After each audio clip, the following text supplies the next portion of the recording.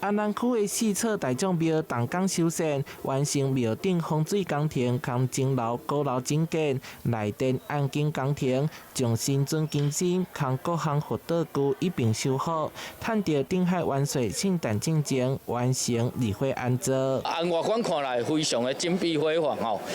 會使講在眾人的努力之下，咱甲完成這件非常無簡單的代誌。你正日11月15這天做一個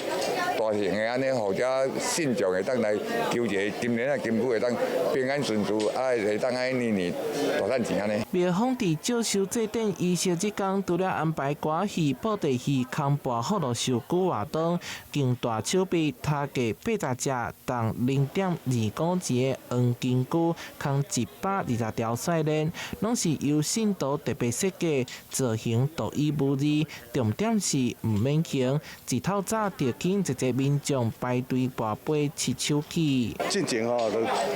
無咧跋金龜啊嘛，我就設計新的形態出來，一分0.1錢，帥就是鄭海元帥的帥，你帶這一條哦，大家都會